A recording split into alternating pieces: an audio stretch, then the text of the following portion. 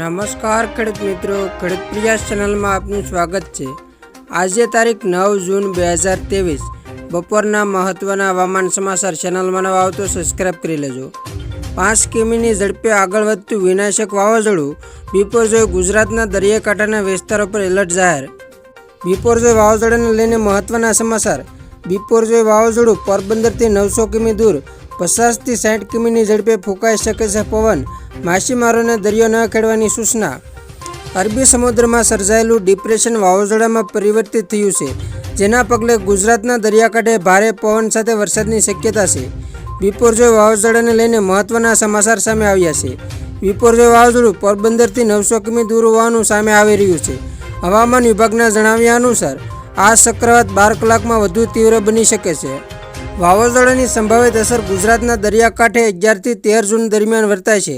દરિયાકાંઠાના વિસ્તારોમાં 50 થી 60 કિમીની ઝડપે પવન ફૂંકાઈ શકે છે, જેથી માછીમારોને દરિયો ન ખેડવા સૂચના આપવામાં આવી છે। આ ચક્રવાત વાવાઝોડું વિકરાળ સ્વરૂપ ધારણ કરશે, જેના કારણે 8 રાજ્યોમાં એલર્ટ જાહેર કર્યું છે।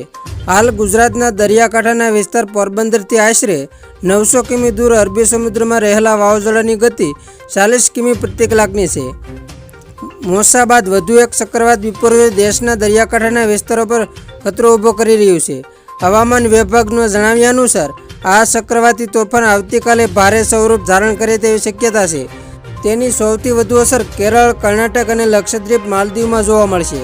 આ સાથે જ કોંકણ, ગોવા, મહારાષ્ટ્રના દરિયાકાંઠે આજથી 10 જૂન સુધી દરિયામાં ખૂબ ઓછા મોજા ઉછળવાની સંભાવના છે। વાવાઝોડાની સંભવિત અસર ગુજરાતના દરિયાકાંઠે 11 થી 13 જૂન દરમિયાન વર્તાય છે। 11 જૂને મધ્ય અને ઉત્તર અરબી સમુદ્ર પર વાવાઝોડાની અતિ વિનાશક સ્થિતિ જોવા મળી શકે છે। મહારાષ્ટ્ર, ગુજરાતના દરિયાકાંઠે દરિયાની સ્થિતિ વધુ ગંભીર રહેવાની શક્યતા છે। 12 જૂને મધ્ય અને ઉત્તર અરબી સમુદ્ર પર વાવાઝોડાની અતિ વિનાશક સ્થિતિ જોવા મળી શકે છે। મહારાષ્ટ્ર, ગુજરાતના દરિયાકાંઠે દરિયાની સ્થિતિ વધુ ગંભીર રહેવાની શક્યતા છે। તો 13 જૂને મધ્ય અને ઉત્તર અરબી સમુદ્ર પર વાવાઝોડાની અતિ વિનાશક સ્થિતિ જોવા મળી શકે છે। મહારાષ્ટ્ર, ગુજરાતના દરિયાકાંઠે દરિયાની સ્થિતિ વધુ ગંભીર રહેવાની શક્યતા છે। આથી માછીમારોને દરિયો ન ખેડવા સૂચના આપવામાં આવી છે।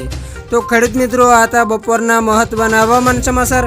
ફરી વખત મળીશું નવી અપડેટ સાથે। ત્યાં સુધી જોતા રહેજો ખેડૂત પ્રિયા યુટ્યુબ ચેનલ।